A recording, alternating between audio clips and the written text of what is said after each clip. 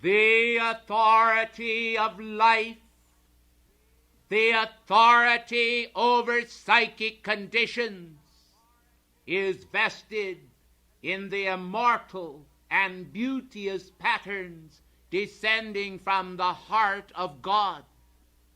This reality that has no hollow mockery of constant repetition, but is the ever-new cup of bliss descending from on high as the fountain of light within the aura of the true aspirant, is the grace that we seek to daily increase, that you may have the strength of your own beloved mighty I Am presence, that presence which is the authority in your world may give you the dominion over those tattered facets of experiences that come forth from the subconscious as old manifestations of darkness and misshapen things. We are concerned then with the cleaning up of the world of men, that they may be fit candidates for the ascension in the light, that they may be fit candidates to serve the law and to understand the need for the mind of Christ, the mind of God, the purity that the law demands of everyone who comes to the temple at Luxor and seeks admission there. Do you know, blessed ones, that I am connected also with the temple at Luxor? That I am deeply involved, commitment-wise, to your beloved Serapis Bey? Do you know that individuals are brought to me again and again, that they may receive the power and pressure of my cosmic circle and sword of blue flame to surround those conditions within the world of men that continue to get them into difficulty with the heavenly patterns, because these manifestations of mortal thought and feeling, these psychic involvements with the dead, these spiritualistic activities, and these negative activities that are counterfeits of the real, are continually leading mankind into the wrong vibratory pattern. The souls, then, that desire to have the flame of God purity living within the aura of themselves as well as other men, will clearly see that there is a need to call upon me and a need to call upon their own God self, that they may invoke the needed from above to the realm below.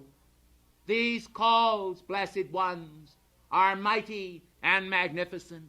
These calls are effective and will produce an able response in your world that will enable you to overcome the passions you seek to overcome, the feelings that seem to rise when you do not want them, the desires that you thought were long ago buried and gone from your aura that come subtly into manifestation.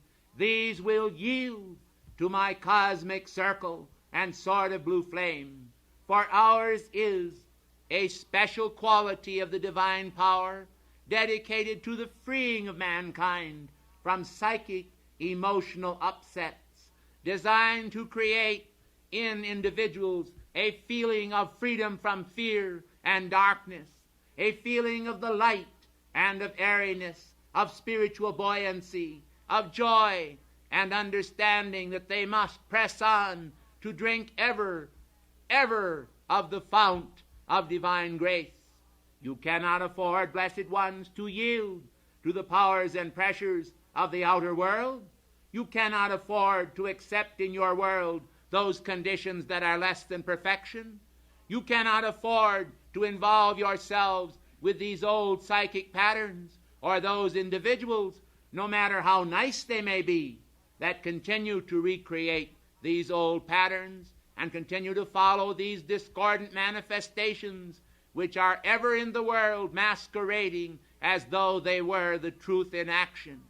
We want you to know, beloved ones, at all costs, that the light of your presence, The light of your God presence is the authority in your world. We cannot stress this enough, for individuals seem so easily led aside. And it is a very strange thing, for the instruction which St. Germain has given down through the years has clearly pinpointed to every individual who has given heed to it the need for the purity of the Christ mind in action in all things, how that they must understand the meaning of the constancy of heaven, and they must understand the meaning which this beloved messenger has told you again and again concerning the outpicturing of the cosmic law and the freedom that that law can bring. You cannot, as he has told you this night, serve two masters. You must understand that there is only room in your world for one divine master. And it does not matter how diabolical an interpretation may occur in the darkened recesses of your mind. These things should be called forth and invoked, more or less, as you call down the light right into them and demand that the cosmic circle and sword of blue flame from my heart of light shall actually seize that energy and surround it and encapsulate it and withdraw it so that it may no longer be a part of your world. There it must be transmuted, and the action of the blue fire will enter into it to produce the miracle of the will of God and a charge of the love of God that passes through it and strips it of the vibratory action of shadow and shadow things. You cannot afford, precious ones, concourse with the spirits of darkness. You cannot afford the contact with the spirits of the departed. You cannot afford to engage in spiritualistic activities that will bring you under the control of the dark forces in the world. You must understand that the caves of darkness are not for the children of the light. Did it not say, and does it not say, that those who have not known the depths of Satan may be candidates for the higher walk? Well then, how many of you wish to dwell in the caves of darkness? Do you not know that there are individuals today whose light is actually darkness? Would you want this to happen in your own world? Would you want to become a part of that enmeshment? I tell you today, as it has been told you before, that there are mediums who, like unto the witch of Endor, have found that these entanglements have plagued them again and again. For there comes a time from the point where they first were sincere, whereas they pass along the road of life, they become so involved in those activities that they can no longer distinguish the true from the false. And when this occurs, blessed ones, often they are pulled downward as into the drain in a counterclockwise direction, and it seems as though nothing can stop the debacle of their fall. Many of these have struggled for 3, 4, and 5 embodiments to get out of the realm of psychic contacts which they had once entered. I tell you then, before Almighty God and before your own divine I Am presence, it is so important that the students shall understand the need to cut themselves free from all psychic and spiritualistic activities and to enter into the fullness of ascended master love. For ascended master love is real. Ascended master love is true.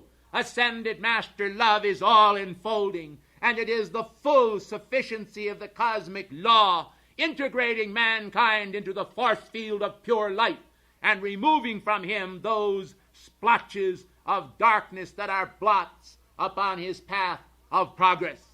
We come to you tonight, then, in order to assist you in finding your freedom. We do not desire to assist you in further entanglement. We cannot, of course, be responsible, as no spiritual teacher or cosmic being can, for the non-acceptance by the students of the tremendous pressures of the light activity within our thought, whereby we desire to cut you free for all time from those undesirable conditions that will, of course, enslave you and produce a condition many times worse than death. We tell you then that you ought to pay heed to our words and to realize the truth of it at all times. For in one little idle moment, men and women can let slip and find themselves once again in the dark. You remember the parable, blessed ones, of the wise and the foolish virgins. They were all virgins, but some were wise and some were foolish. We want you to understand that the oil of genuine spiritual vibratory action, the purity of your own God self, is essential. You need that oil, and you need the oil of the Holy Spirit bright and burning in your lives. And with that oil comes the constant reminder that your bodies are the temple of God, and that the Spirit of God dwelleth in you. Will you understand with me tonight, then, that the little innocent pastime of the practicing of the Ouija board has led many an individual into a condition where he no longer is able to have dominion over his own world? We want you to understand that we do not approve, regardless of human opinion, of the use of the pendulum, which men and women have the opinion they can use with success. We want you to understand that there are, regardless of the manifestations of seeming reality in it, activities whereby individuals are guided for a time correctly. And in all these things it is so. They are guided sometimes for years correctly by these manifestations, all for the one purpose of that moment when they will be, as you say in baseball parlance, pitched a curve. And we want you to understand that the authority of your own I am presence is the only power in the universe that can ever give you your freedom. You cannot depend then on outer devices, on crystal balls, on fortune-telling apparatus, and on various horoscopes which are cast, even albeit there may be a true science of cosmic astrology. This is not known or printed in the outer world today, nor has it been for many a year, and it is only taught in the inner schools of the great brotherhood. Individuals should then be extremely careful in all their attempts to cast for themselves by the starry bodies some form of future projection. Let them understand that the authority of their life is their own God presence, that because it is the authority, the words rang forth long ago, I, the Lord thy God, am a jealous God. And the meaning of that is that because the keys of authority are in the heart of your presence, whenever you turn to outer accoutrements or manifestations of the psychic for any design in your life, at that precise moment you are stopping the perfection of your presence from coming through. So long as you rely upon these outer conditions, they will continue to act in your world, and they will deny you the freedom that is the full freedom of your own I am presence. Again and again, St. Germain and others of the ascended host have admonished the students down through the years since we have first contacted the men and women of this contemporary age. And again the students have thought that they were wiser than the masters, or they have forgotten their words, and somehow or other in that libertine sense of personal freedom which so many seem to feel, they have gone out and contrariwise to the cosmic law, they have involved themselves in these activities again and again to their own hurt. For I tell you, as in the plagues mentioned in Revelation, the stingers of these activities are in their tails, and they, as I have said before, will continue to act long after the students have ceased themselves to involve themselves with them. And the tales that I spoke of are spelled T-A-L-E-S.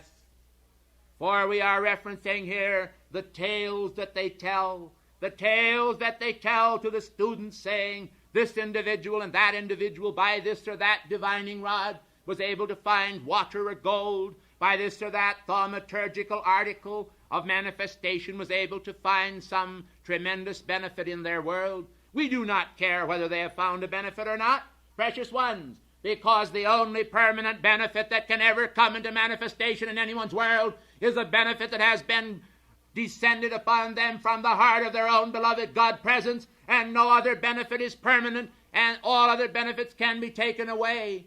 But the real sad part of it all is that these so-called and suspected benefits often have a boomerang action at the moment when the student least expects it. And I tell you, when that comes, the individual may call and call and call, but they can often find that they are already encapsulated, as it were, in a sea of grease.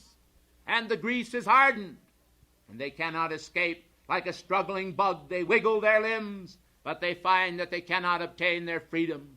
The best and most perfect plan for every individual in this and all activities, if they only knew the law, would be to turn wholeheartedly to God and the ascended masters and leave nothing else in the world to remain in their consciousness as a means to their freedom. This may seem, precious ones, as though it is just a little bit hard. Well, the way is not easy, yet it is far harder to work against the toils of the traitor. For when the individual betrays themselves into the hand of these psychic forces, again and again they have literally mashed the student against the wall. And we who have seen it, and who have desired to enter into the heart of all of this, and have desired to assist the students in finding their freedom, and have seen the forbidding action of the karmic lords, as they have said, nay, their opportunity is now past, and they must learn this lesson, we can admonish you with the fullness of the love of our heart, for we know what has occurred. We have read the records. We have seen it again and again. And I think also that in this room tonight, there are living, embodied individuals who also have seen it. I think many of you have seen it, and some of you have even seen it in your own lives. Now I assure you, we did not come forth to condemn you, but admonishment is not condemnation. Admonishment is the instruction of the infinite law. And I tell you, if you knew all perfection when you came here, it would not be necessary for us to give forth this instruction. But because you do not, because there are problems in your world, because you need the perfectionment of the presence, the ascended masters who have arranged this program for this blessed conference saw to it that there was provided information for many individuals here who are at different levels of attainment. And we have done it specifically in order to give total freedom to the entire group. Those who cannot accept this instruction will find that they will face the law, and it will indeed be hard for them to kick against the pricks. I assure you that God in his infinite mercy does not always strive continuously with the souls of men, but the time comes when he sometimes turns aside and allows individuals to go their own way, that they may see for themselves that they have, in the labyrinth of darkness which they contact, no permanent expression of cosmic love, and that they therefore are unable to establish themselves in the divine and holy kingdom that they seek. I come to you then this night bearing this instruction specifically, because whereas many of the students here already have this knowledge, there are some who do not. And the class has been very advanced thus far and filled with enormous blessings from the various dictations and instructions that have gone forth. But the time always comes when we must also give forth that instruction with a wag of our head and a shake of our hand, and the understanding that the law itself ought to be given the authority in your world to command it and to keep you free. Is not this which you have demanded? Is this not that which you have asked for? Did you not ask for your freedom? Did you not ask to be instructed in the cosmic law? Well then, do not grovel as we come. Do not squirm if you have been engaged in these activities, for as I said before, we are not concerned with condemnation toward any men, but we are concerned with the vital instruction that will set men free. And the time must always come in everyone's life when they finally can admit that some condition in their world, whether it may be cigarettes or liquor or other activities which they have desired to overcome, must be overthrown by the activity of the Christ within them. They will recognize that there comes a time when they themselves can see to it, not out of condemnation for themselves or others, but out of a realization that it is no real part of their life, that they must then cast aside these unwanted commodities and lay aside these weights that so easily beset them, and accept the mighty power of the Christ in action. Blessed ones, sometimes the pruning upon the tree is extremely valuable. But I tell you, if the tree itself rose up in anger and said, well, I don't like this pruning, I don't like it at all, I'd rather die, well, then the tree can just shrivel up and die, as the fig tree did when Jesus cursed it because it did not bring forth fruit. We want you to understand that the admonishments of life that are given by the ascended masters and by the divine presence and by life itself are all calculated by cosmic law to bring forth the perfect holy vision of the celestial city in the life of every individual, to give him the realization that there are traps laid for him here below, that these traps are many, that he must be a wary individual, that he does not fall into them, and that he must also understand that by sweet surrender to the will of God, he is able to defend himself against many of them. But one of the greatest blessings of all is the correct use of our sword of blue flame. But would you believe it? We have individuals who use it almost daily, who will actually involve themselves in these psychic matters. Think of it, beloved ones. They have the instruction. They understand that their presence is the God authority in their world, and they still turn around almost daily and involve themselves in what you might well call the pit and the pendulum. Some of these individuals did not know, and they were surprised when I came forth tonight to speak of this, for they have been quite successful in the use of this matter. But blessed ones, we know what we are talking about, and we know why, because there is a similar principle there in the pendulum as there is in the Ouija board. It is an activity that opens the door to the psychic world to come in and to subtly move upon the consciousness and produce a strange thing in the consciousness. It would be almost better, I would say, if you would flip a coin, for this would not be fraught with such indignity, because it would not be involved with so many individuals who are practicing it, and at inner levels, the actual picture of the pendulum and the actual picture of the Ouija board is involved in plots of darkness, whereby individuals are deliberately planned to be trapped. They make the plans to trap individuals, and they often tell them the truth, not only about their Aunt Minnie, blessed ones, but about the stock market. And so, because they have a little winning streak, and they go out and find that they have followed this advice, or the advice of some psychic or crystal gazer, they say, I won a lot of money, and therefore it must be a wonderful device. You should better play the Irish sweepstakes. You would probably have a better opportunity to win. But I tell you, God is not interested in gambling, for gambling also is an entity, and it often brings about the same sort of reverse. You may have your ill-gotten gains for a while, but again and again individuals find that when it gets a hold of them, there is a trembling that causes them to continually put forth their efforts in their pursuit of that which is called Lady Luck. And did you know that Lady Luck, and this is her name, is the counterfeit of the goddess Fortuna? And therefore, you see, the activity in the world of men is to pursue Lady Luck and turn their back upon Fortuna, the goddess of supply.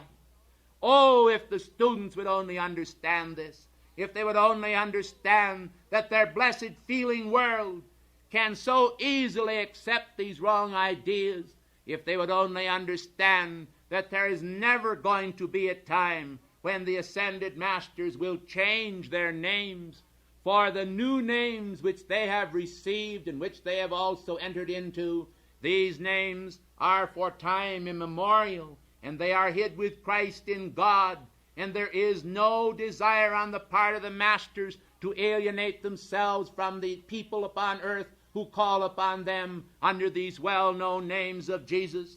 And I tell you truly, the Lord Mahachohan is still actively engaged in his functions as the Lord Mahachohan. All these activities, blessed ones, are carrying forth, and the celestial hierarchies are swinging forth.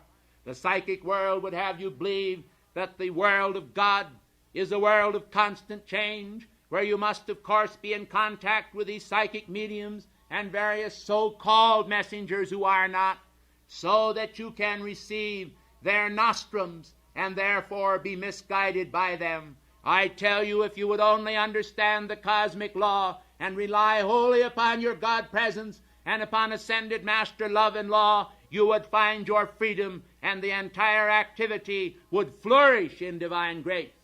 Every time that a group of people come together, we have always found that innocently enough, individuals will desire to instruct them in a higher way. Right under our noses,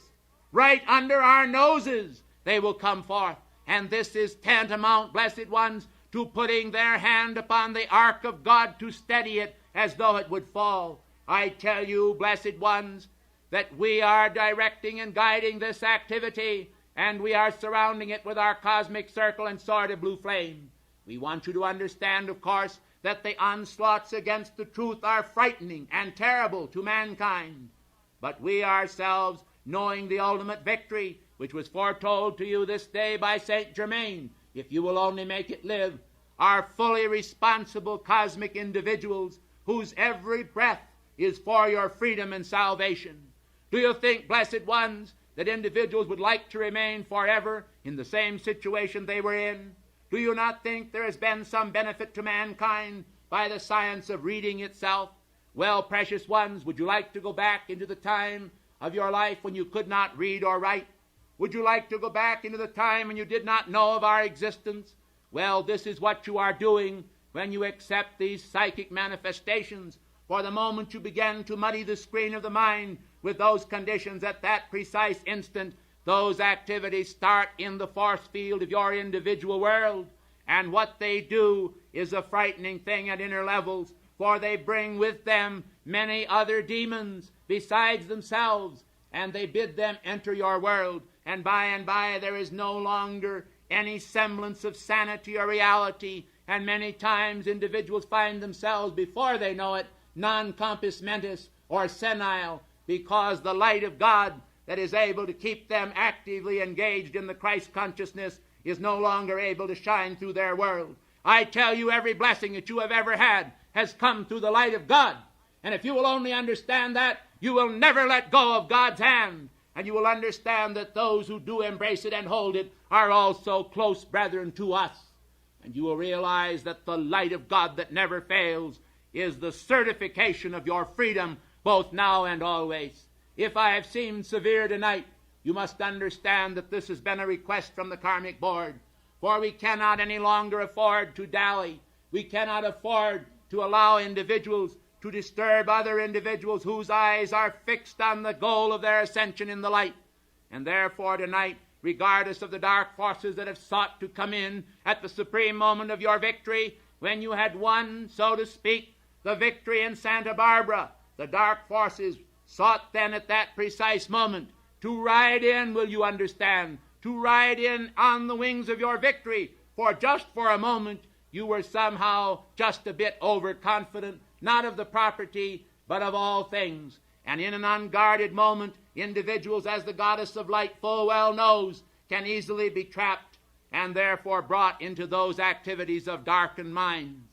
We therefore tonight say in our final and parting thrust, we have spoken the law, and the law does not fail. It identifies with the love of God, and those of us who love you so well understand that there is an activity tonight that through 2 or 3 individuals seeks to find some lodging in the individuals who are here devoted to the divine presence. We desire that those individuals, if they will, shall cleanse themselves now and for all time from all of this darkness that seeks entrance into their world, and that every student here who has in any way been contacted by that shall understand that the purging activity of the sacred fire must be invoked this night in order that this class shall produce the miracles of perfection which we hope to bring forth on the morrow, which ought to be brought forth and will be brought forth if you will understand and hold your faith in your God presence. If you do not do it, I will not be responsible for the outcome, for each individual himself has his own responsibility to the law, and that cannot be moved. I say to you then in parting, I am Astrea, and Astrea I am. And when you call upon me, I will answer. But it is necessary that you acknowledge the law if you will live it. Therefore, let your life be the acknowledgement of the law.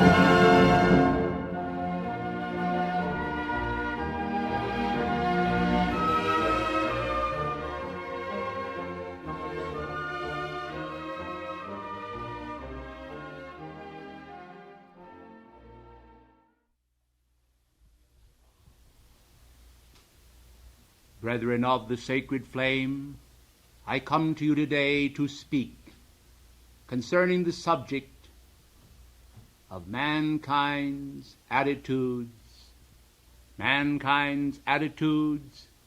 toward destructivism.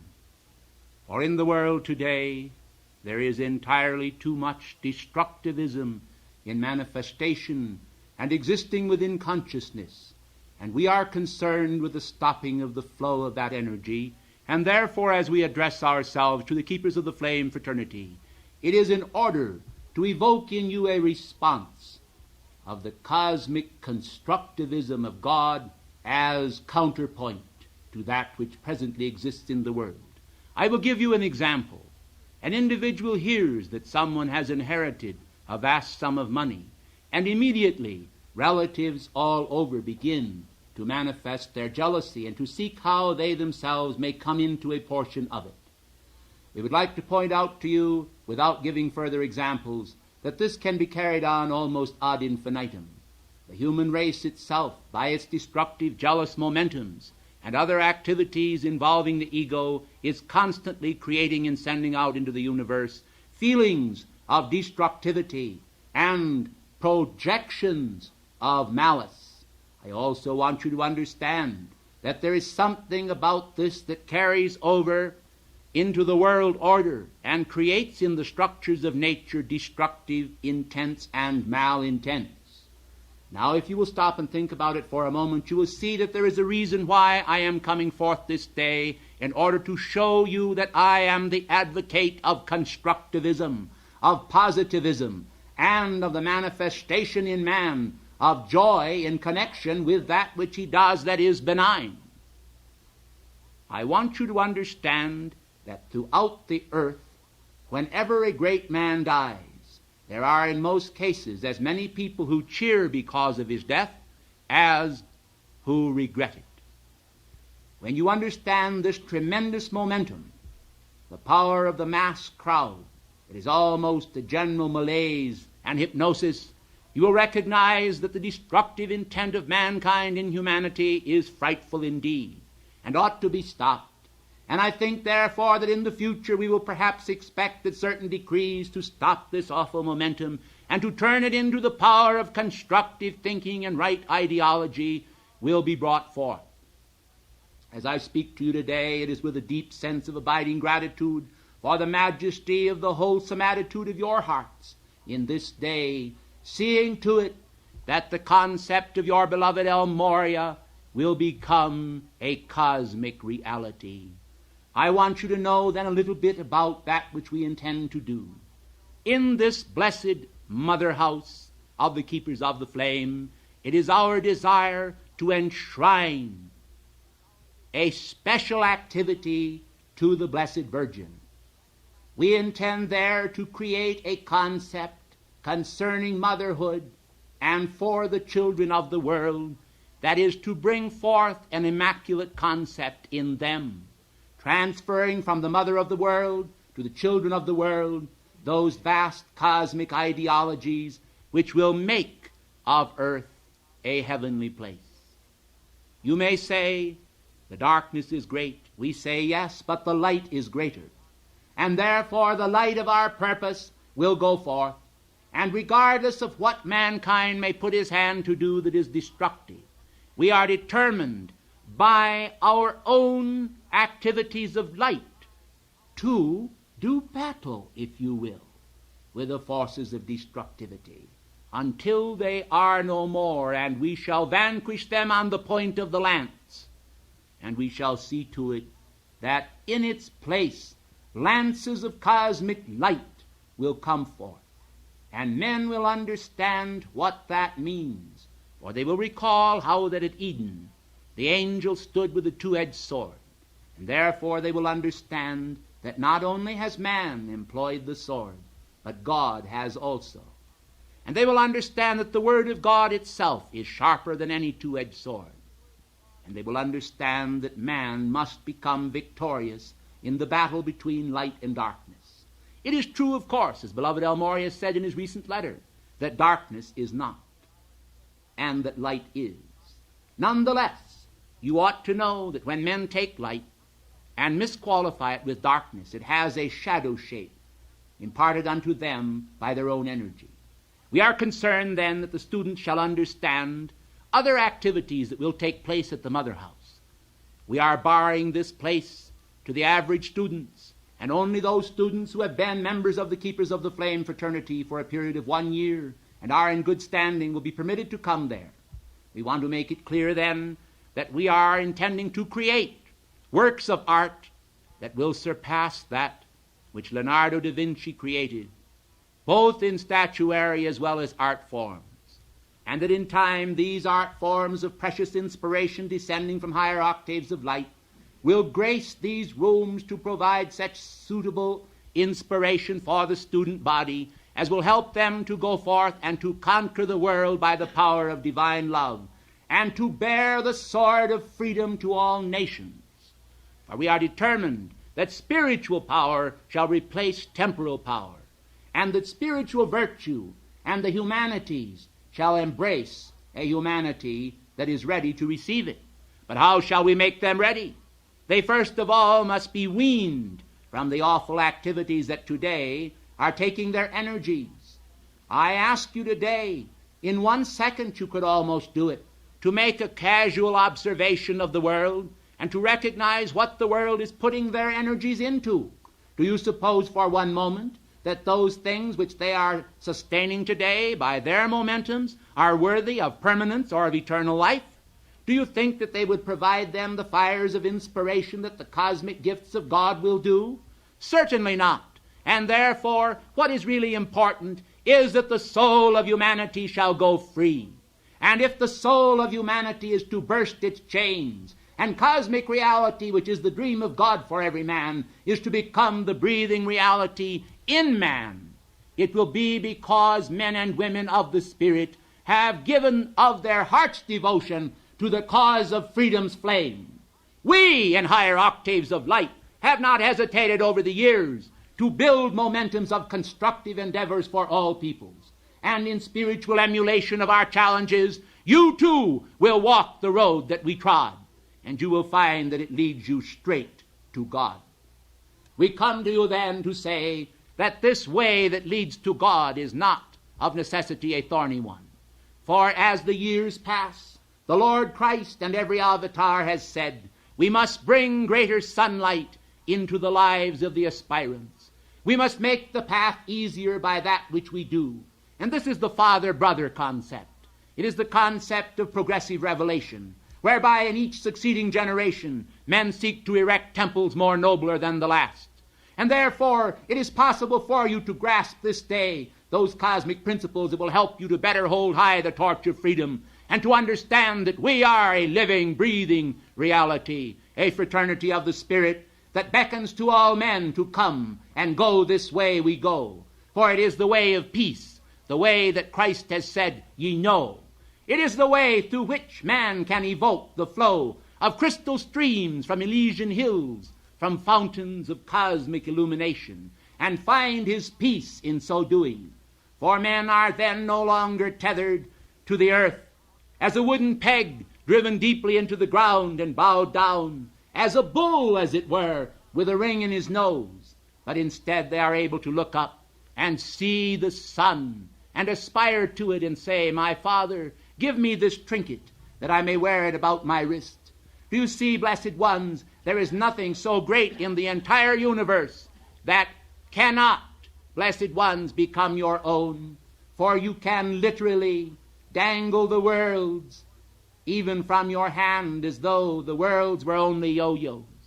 But you must understand that such tremendous gifts and graces is also accompanied by tremendous responsibility, which must be tested by the brotherhood ere it can be given. And thus life itself has provided limitations for man, sometimes these limitations being created by God, the karmic lords, and the brotherhood, in order to prevent man from destroying himself. But there are other forms of limitations which man has imposed upon himself, and these, we must say to you today, must be broken. They must be break, for they are break upon every noble and progressive effort. They stop and halt efforts before they can become a fait accompli. And we are concerned then that these things should be, that reality, the reality that makes free, should blossom within the soul, and that the fires of the sun should become the lot of everyone.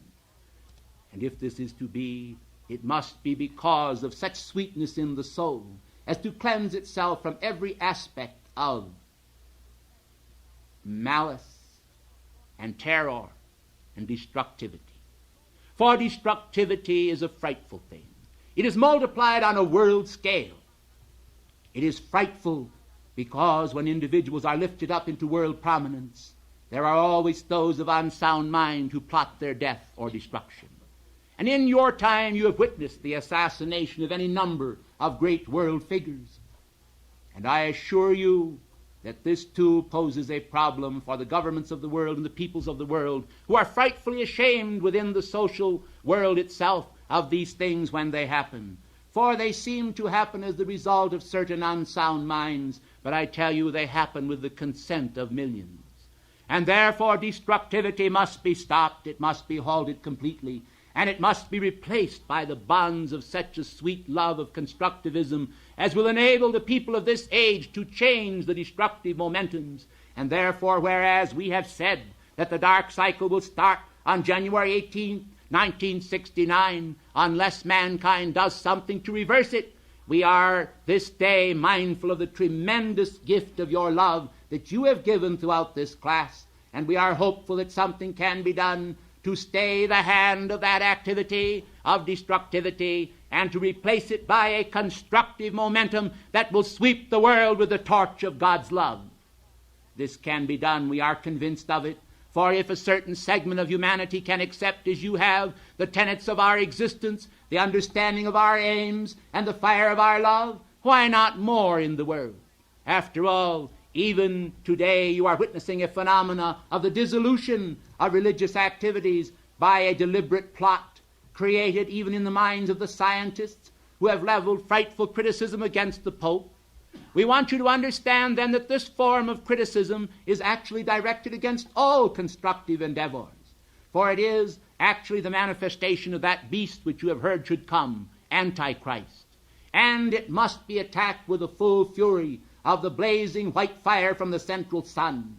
The students of light must understand that they cannot and dare not consent to these inroads, but they must also understand that religion itself in part may be dissolved because of the fact that the true spiritual mysticism that makes man aware of God will come into greater prominence and direct to mankind the understanding of how to build one spiritual edifice, the edifice, the temple of God within their own world, that will enable them to be a part of that larger temple, the soul temple, the solar temple of Helios and Vesta, dedicated to Alpha and Omega, to the eternal Father God, and to the eternal Mother. For without the Mother, what would the Father do? And therefore the androgenity of the Most High is also manifest, and the cult of the Mother of the world shall flourish in this time.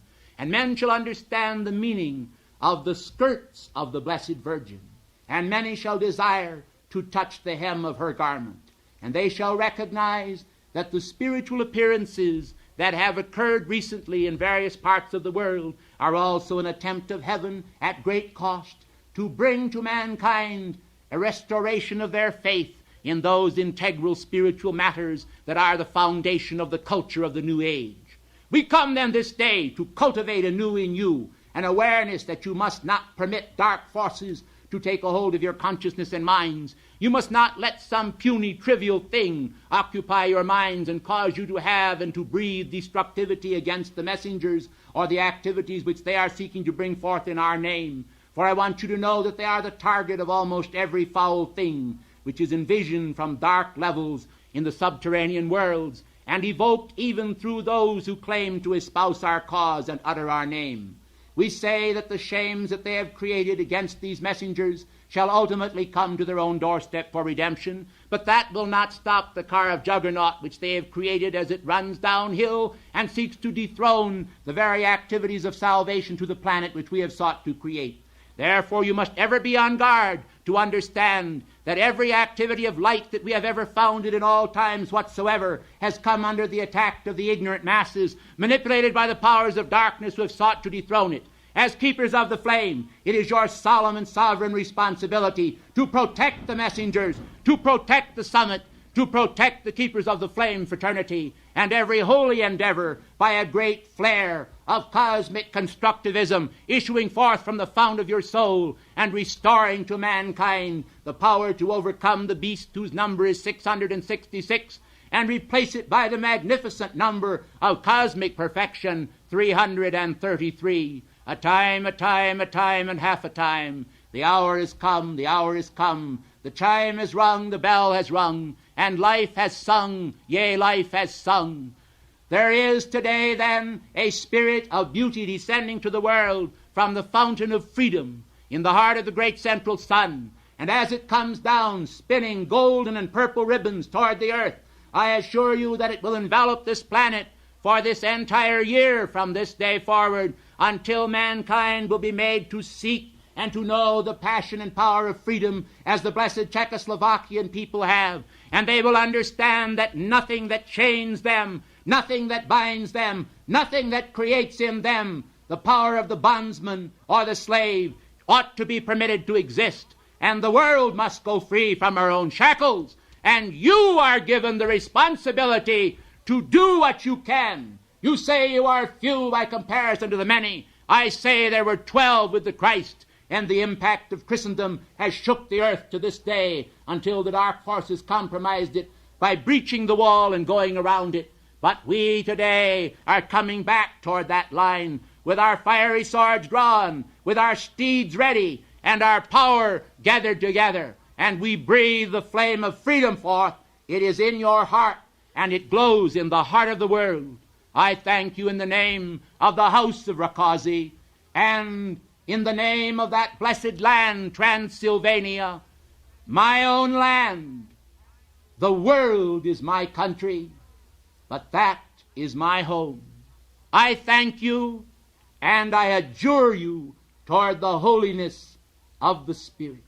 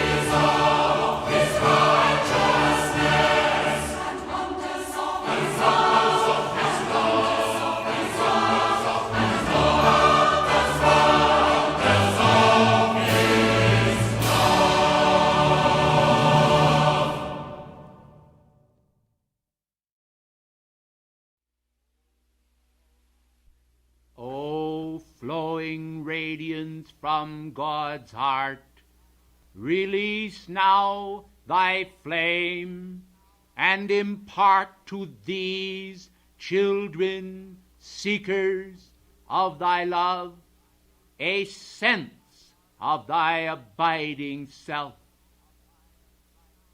The moment is now, when ye live, and consciousness does descend with golden threads of holy wisdom, when you can grasp, even in the Lilliputian finite world, the meaning of infinite love. And so, as I come to you tonight, it is to relate to you the living awareness of the moment when I parted in higher octaves with the Lord Mahachohan and beloved Alpha and Omega, descending through the starlit air, descending to a lowly stable place, to a place where men awaited the mission of my coming.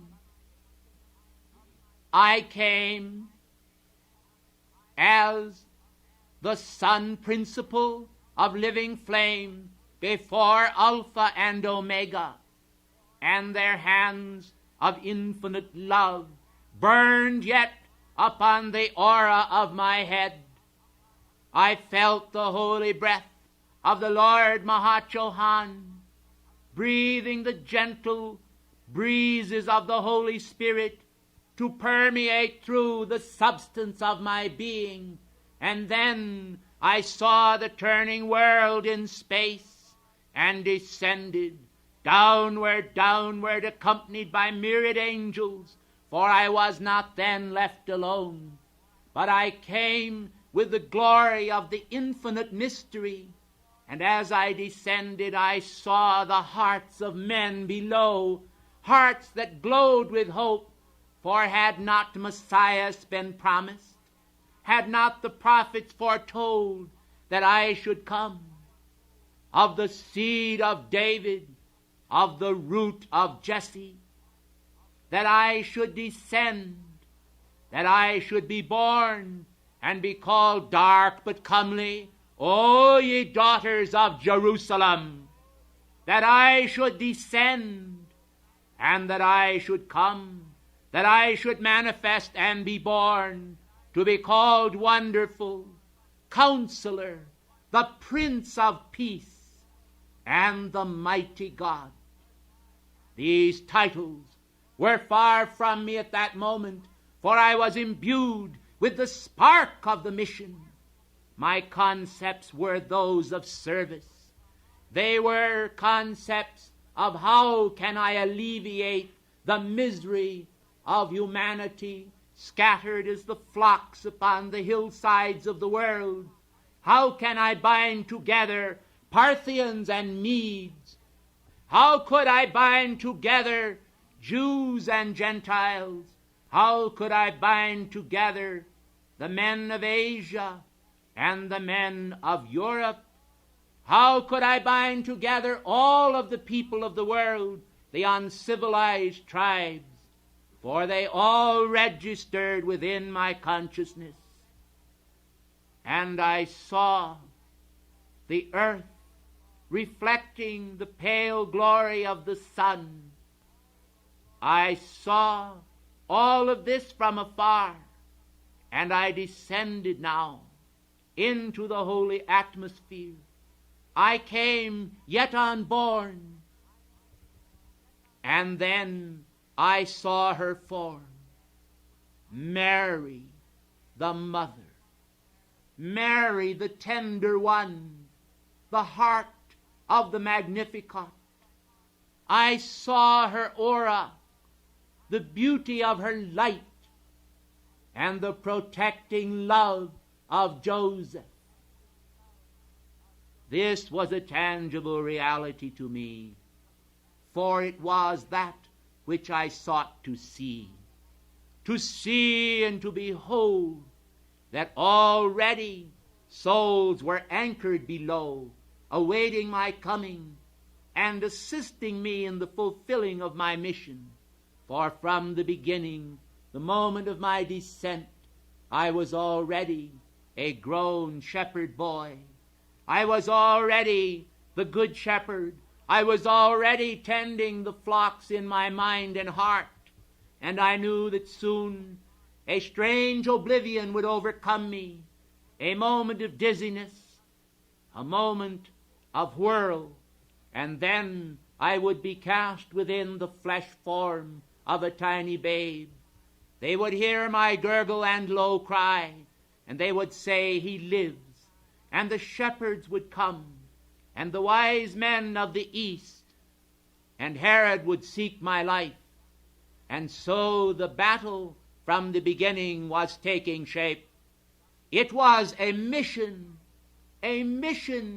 already proscribed in higher octaves of light. It was the mission of the soul.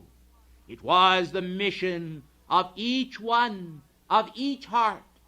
For I perceived myself as though I were all men, as though I were offered unto God as a living sacrifice for their intentions, for the reality that they sought, for the Christ consciousness that must imbue them. I already saw my compatriots there awaiting my coming. Lazarus and Mary and Martha and Peter, Simon Bar-Jonah and James, and every one of them, they were there. The elder brothers that I knew so long ago as the sons of Jacob. There was my betrayer also, who had long ago betrayed me when I was Joseph in Egypt of the coat of many colors. And now the sole garment of the sun was mine, the seamless garment of cosmic light. Now I knew that I would walk upon the hillsides of the world and carry that staff, the shepherd's crook, within my hand. I knew that now that garment of old, that garment of many colors, would be forgotten, for the radiance of the cosmic whirl would turn them all, the whole rainbow complement of colors, into a solitary garment of sacrificial white purity. Lo, I am come to do thy will, O God, rang forth from my lips as I descended through the air.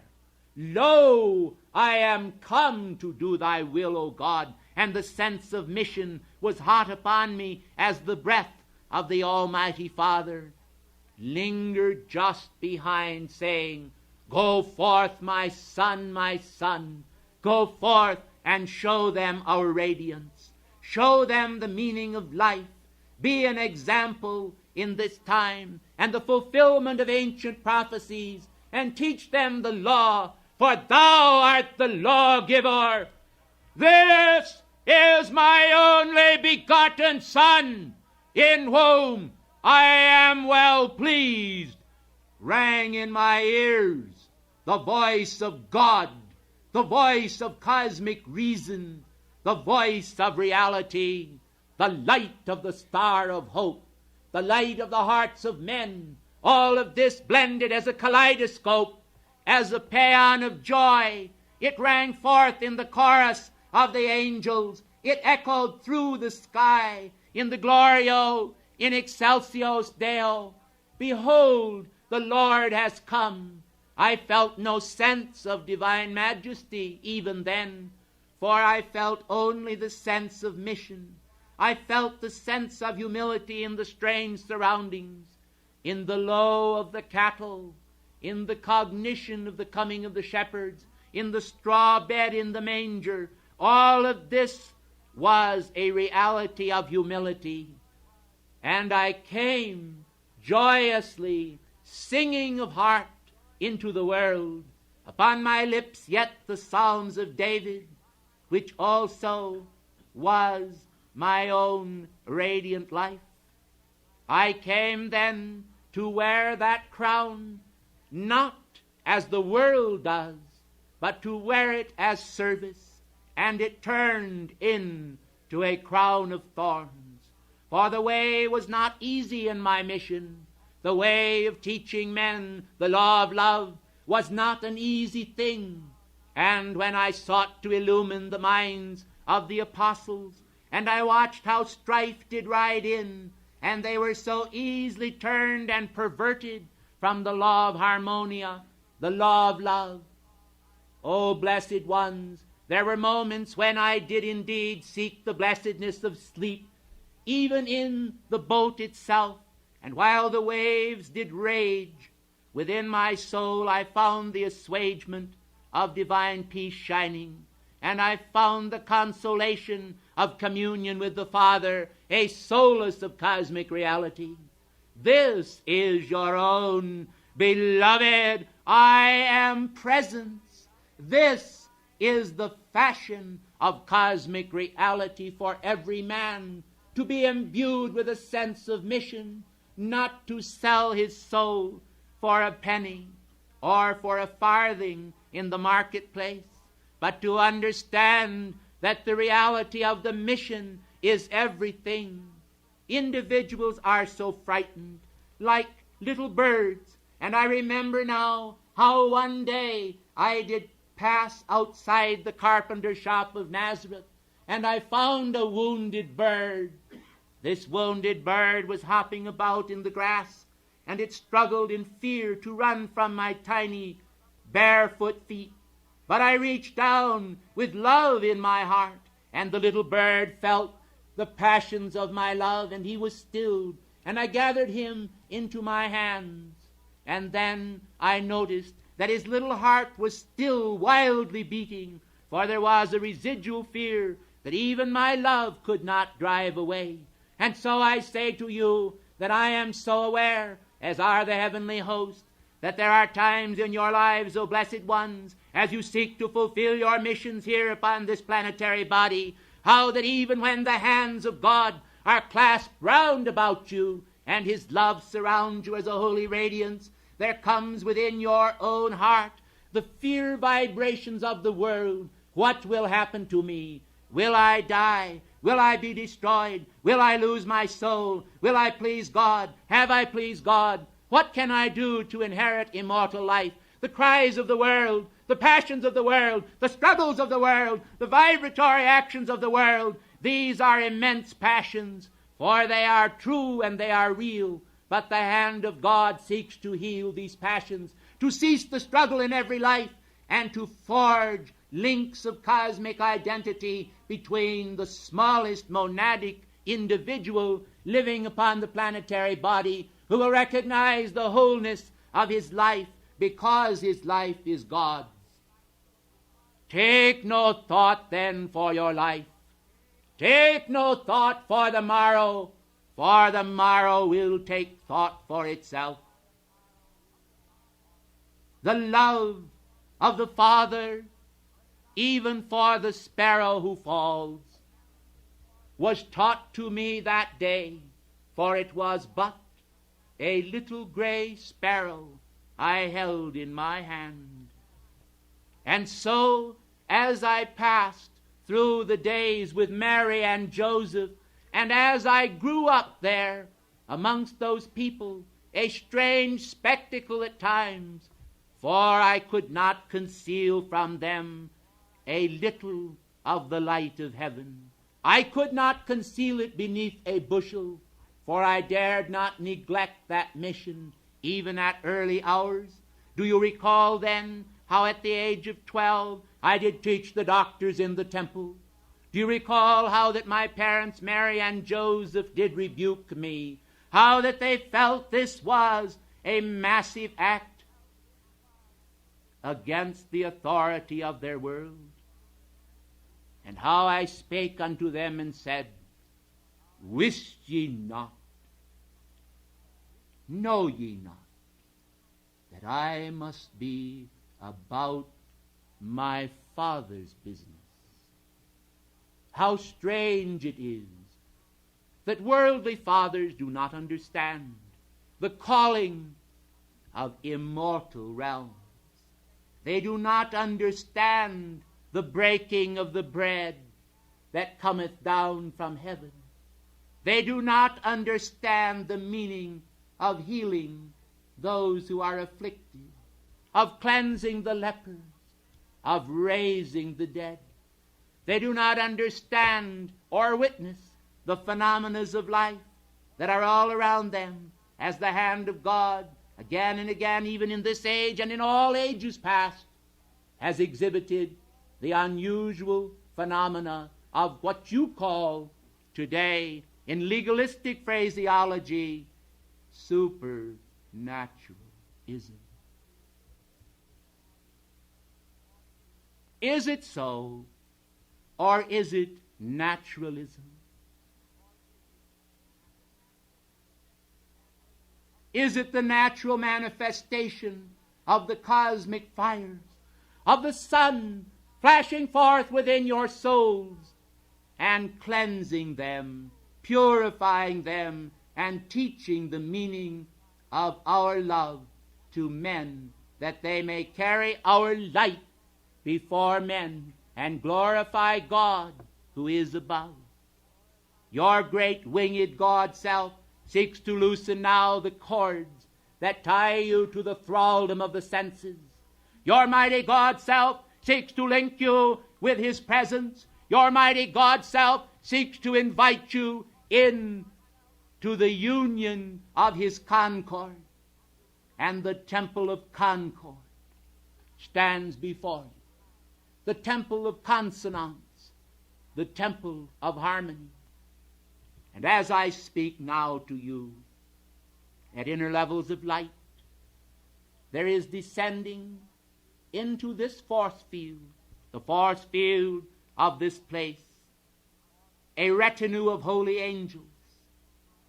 And these are the angels, the self-same ones who sang over Bethlehem so long ago.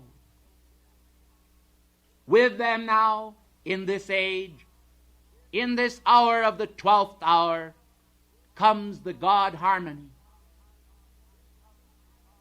The God harmony descends. He shall radiate here throughout the balance of this class. He shall radiate here to the four corners of the earth. He shall pour out the spirit of harmony to the world in memory of my mission, that ye too, as you seek to and do manifest harmony, may learn the lesson of my beloved ones, love one another. A new commandment give I unto you, and I give it in this age as I gave it then. Love ye one another. Love ye one another. You will recall how that I spake unto Peter and said, Simon Bar-Jonah, lovest thou me more than these? And he said unto me, Yea, Lord, thou knowest that I love thee. And I said unto him, Feed my sheep. And then I spake unto him again, Simon Bar-Jonah, lovest thou me more than these? And he said, Yea, Lord, thou knowest that I love thee. And I said unto him, Feed my sheep. And again I said unto him, Simon Bar-Jonah, lovest thou me more than these? And he said unto me, Lord, thou knowest all things, thou knowest that I love thee. And I said unto him, Feed my sheep. And so in this hour, when darkness covers the land, as at the hour of my crucifixion, when there still remains upon the hill of cosmic mercy, the images of those three crosses, I say to you that the power invincible, the power of the resurrection flame, the power of the ascension flame, and the power of cosmic grace to take you through to the promised land remains. But it is not enough. Upon this soul we must gather together all mankind. What is it that I have said? Think ye that I made a mistake?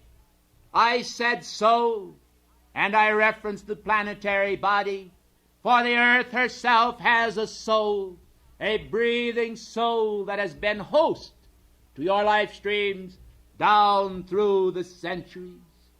Will you then, out of the deepest love for your heart and for the hearts of mankind, understand why you should and can pour your love to Mother Earth, even as you pour your love to the Mother Sun?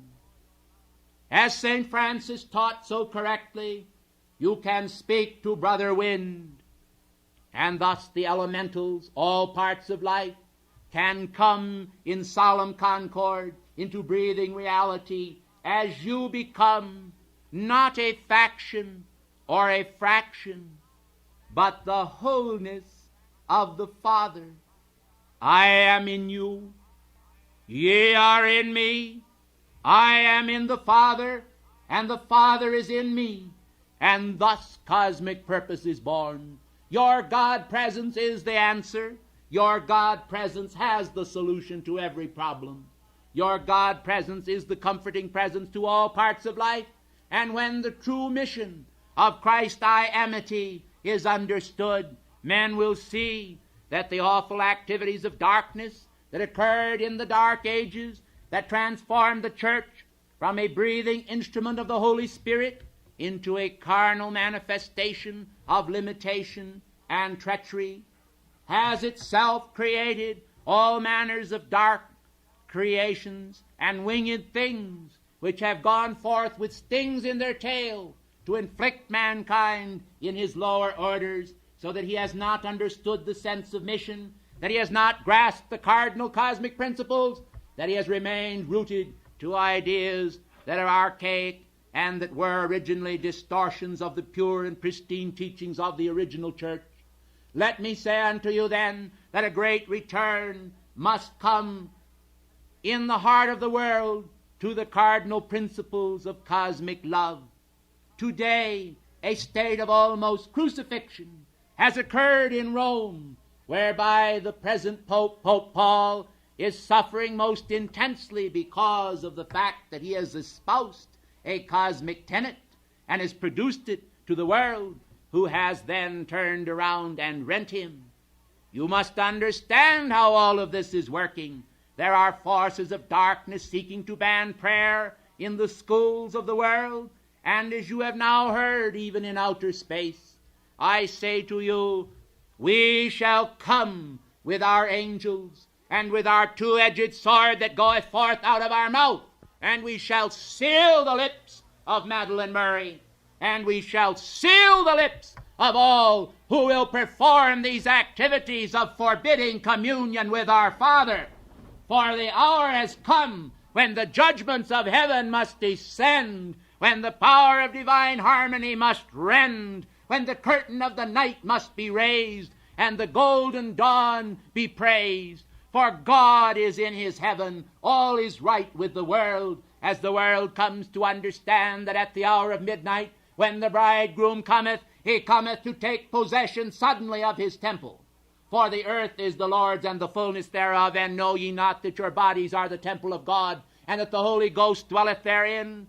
Understand then that the Lord who cometh suddenly to his temple cometh to grace it, to replace there the Shekinah glory, to replace there the tabernacle of witness, to place there the Ark of the Covenant, to create in man the understanding that upon his forehead and upon his right hand are the laws of God, that they are written in his heart, and that they will spring forth full-blown, and that the chariot shall roll toward the sun, and that the caravan, the beautiful caravan, shall arise as ascended souls go into those beauteous skies and understand that right where I am, there they are.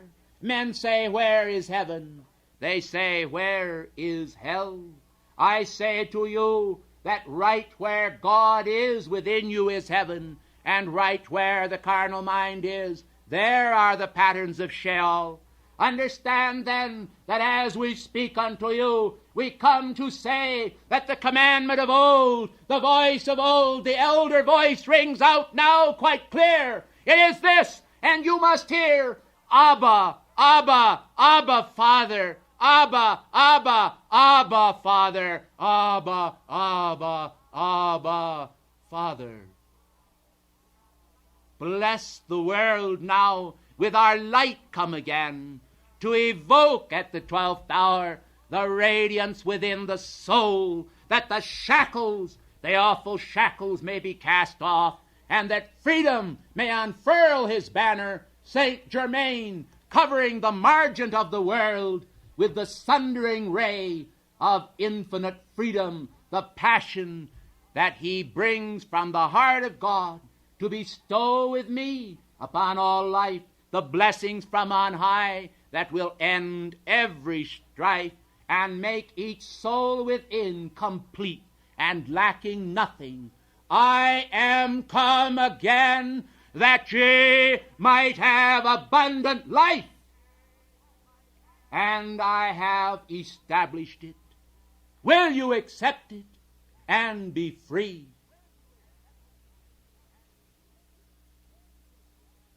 My peace I give unto you, not as the world gives peace, give I this peace unto you. But I give you my love with my peace. Will you spread my love amongst men by honor and boldness and the sense of victory? Then I think your mission shall become my own, your own.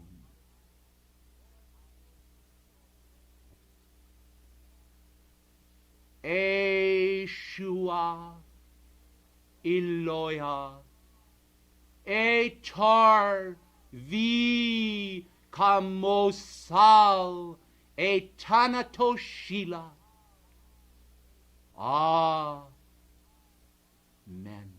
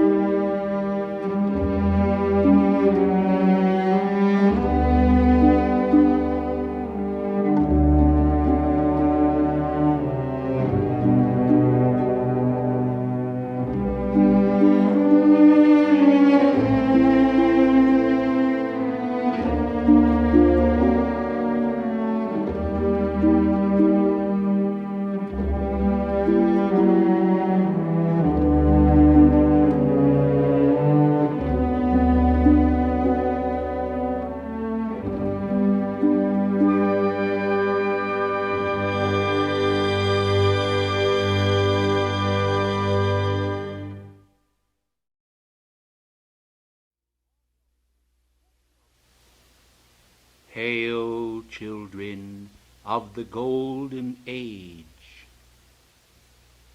the lovely purity of the snows upon the mountain heights drapes them as God is wont to do to his children, covering them with a mantle of faith that will sustain them over the rough roads of life and bring them assurances in their moments of questioning and doubt concerning the purity of his purposes.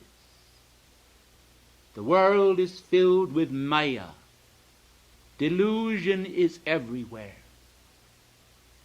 And in the midst of this confusing manifestation, those who seek a word of clarity, the crystal fount of reality and identity, are sometimes affrighted and disturbed by the tremblings in the cup of life by outer manifestations, by the arrows and slings of outrageous projection.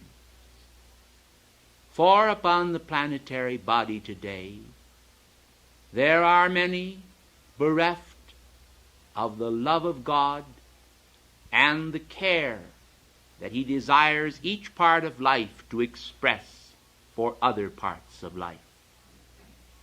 And because they do not have the proper consideration and care for one another, there is a tendency towards such self-centerization as to be utterly destructive to the purposes of the unfolding soul.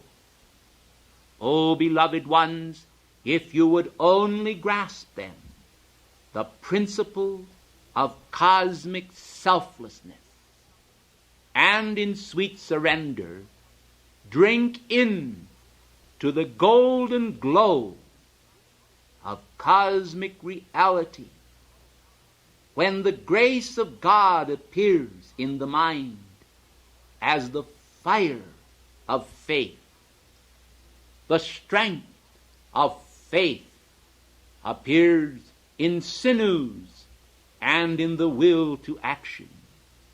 And everywhere there is an appearance of the communication tie between the Chela embodied below and the light of cosmic purpose descending from above. Here in the Royal Tetons, where our focus of God magnificence is maintained, we again and again recognize the appeals that are made unto God and the heavenly host for assistance in solving the multitudinous problems of individuals and collective society. But we must, by cosmic law and out of the strength of the bond of heaven with you, bring you one by one through the golden door to where you as individuals can enter into the treasure house of your own blazing reality. Your I Am presence possesses the same power as my own. Your I Am presence holds an equality with every ascended master. Your causal body differeth, as one star differeth from another in glory, for all have not externalized magnificent purpose in the flow of acts along the road of life. But as time passes and the fruit accumulates, all have the portal of universal opportunity standing before them. Regeneration and generation, as flow and ebb of cycles, gives to all the understanding that each life was intended, as some of your poets have said, to be a temple dome more vast, a house more beautiful, to last for all eternity. And what shall I say of the house of consciousness that you build? What shall I say of the citadel of reality fabricated out of the stones, the grinding stones, and the smooth stones, that will themselves together in their polished estate reflect a Taj Mahal, a monumental manifestation to the cosmic love of the divine Paramatma for the Atma. For the love of the infinite for the finite is a love of spirit for a creation of dust that bloweth as the wind. And now to this God would impart the stability and reality of his tender care for each life stream. You have heard it said that not a sparrow falls that does not concern the All-Father. Here in the Grand Tetons, we maintain our own records of cosmic concern. And these records will prove to all who peruse them on their spindles of gold that the love of God is no respecter of men's persons. And so, to he or she among you who is tiniest in thought of himself, whose self-love is least, whose esteem is the farthest down the rungs of the ladder, let me say unto you that the interest of the divine in you as an individual is equal to that manifest to the Lord Christ. And if you will grasp in faith this principle, it will help you to climb the ladder as a toddling child, learning to take his first steps and to realize that all of this time it is not God that has held ye back, but your own lack of faith. Will you then, as I speak to you, accept the passion of my heart for divine faith in the solar integrity of your own being? Will you recognize that the fashion of God is not as the fashion of the world? For the fashion of the world passeth away, but the fashion of God is semper fidelis, always faithful unto beauty and love, poured out without limit and lavished upon the manifest soul, so that that soul may become a valiant flame in action in the world of form. Out of the act of faith there is born the star or head that, as in Tannhauser, the opera, does signify an ode to an evening star, now rising to the dawn, when light that descends from now on will bring ye to a clearer vision far than e'er ye thought could be.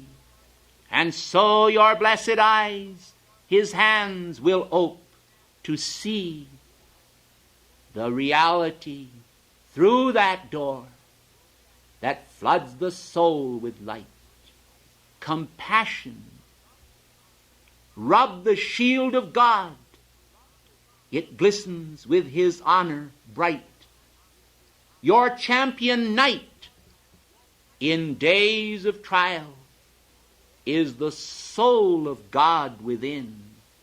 The droplet, yea, the shining dew, in rose-cupped fair, reveals to you the presence there of God in man.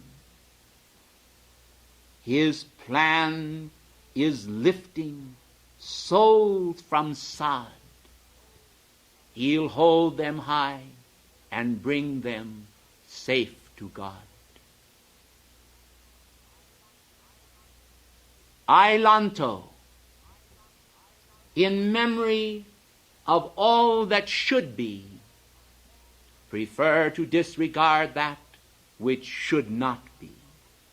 And so I utter a prayer of passion in my heart now for the people of China, ancient land of many lamps. I urge that Western world shall understand that Eastern world is part of the whole.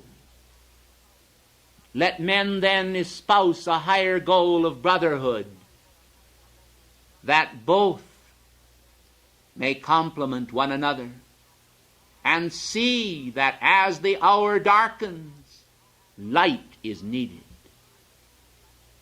My appeal then to the people of the world at this class of the 12th hour is for that which should have been from the beginning. For the goal-fitting of the world is not goal-fitting at all. They work and seek to wreak havoc upon the order that the centuries have produced. They seek, too, for selfish motivations, individually and collectively. They feel that scientific progress is spiritual progress, when it is not. And yet, born out of the wisdom of true science, the soul can unite with its higher self. And in the glow of the fires of cosmic reality, men can have no fear. For this too they can consume. And so as I speak to you, all of you within these rooms, it is to reach the world through you, to show the world the way to live. Your lives are examples, and if they be so, then they exalt God.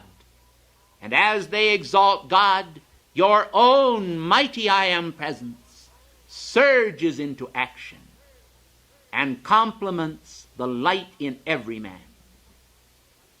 We need today greater wisdom, and thus we remind you of the parable of the foolish virgins who had no oil for their lamps.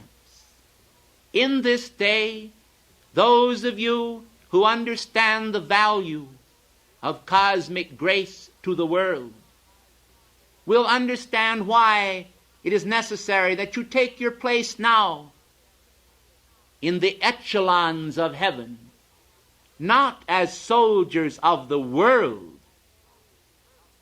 but as soldiers of the cross of light.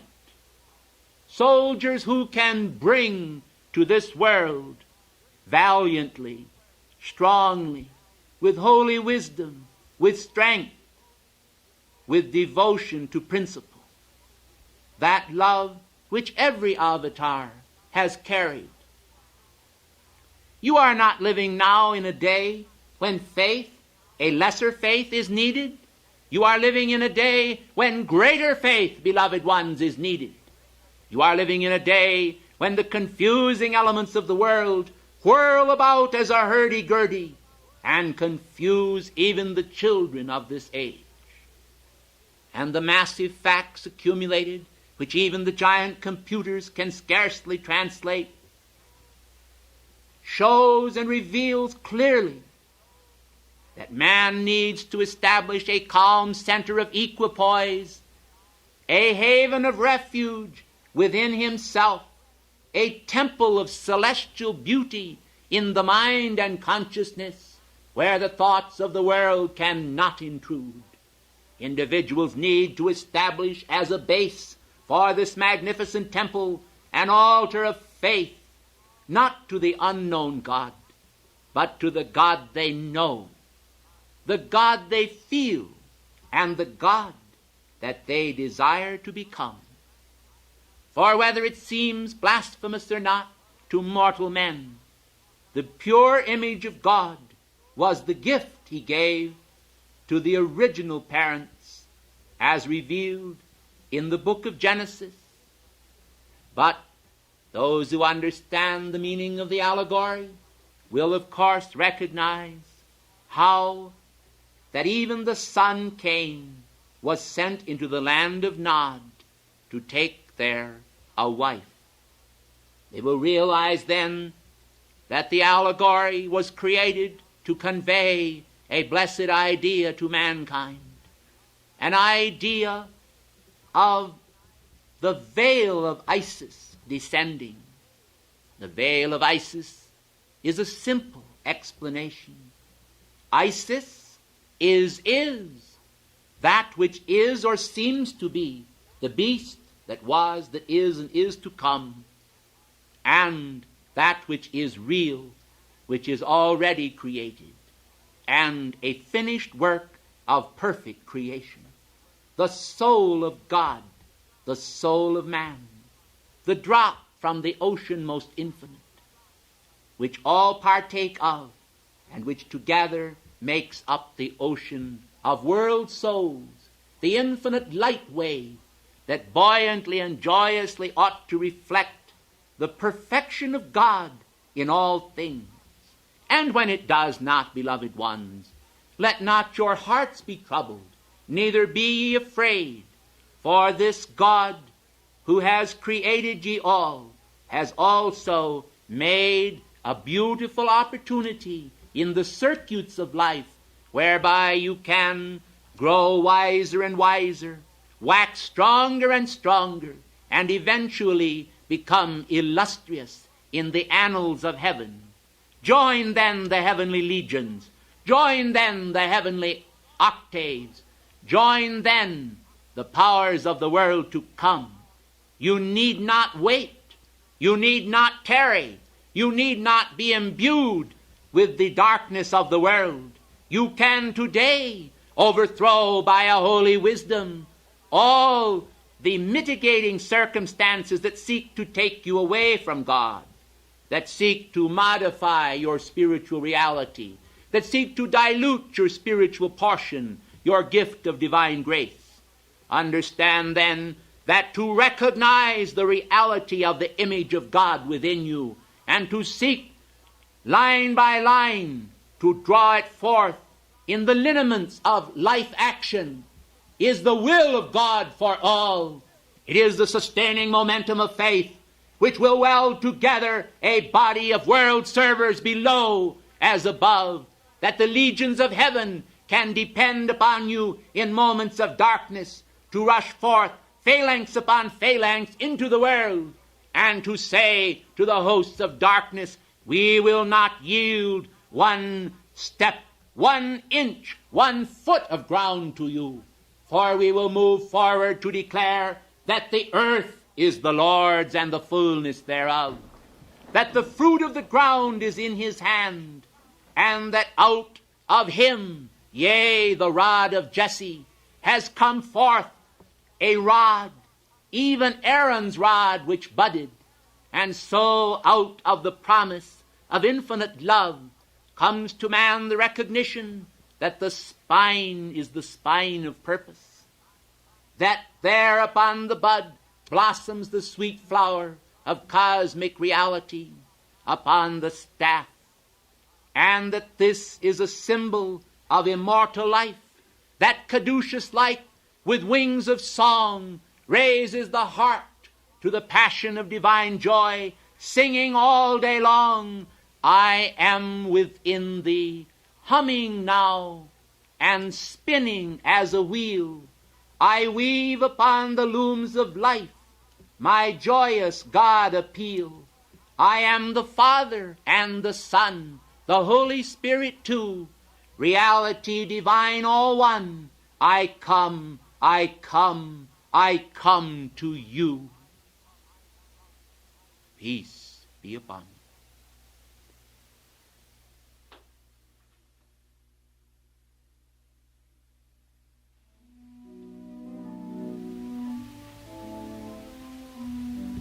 May the peace of Christ surround you. May the peace of Christ be within you and all about you. And may the love ray of the universal enter into the stillness of your hearts and make you free.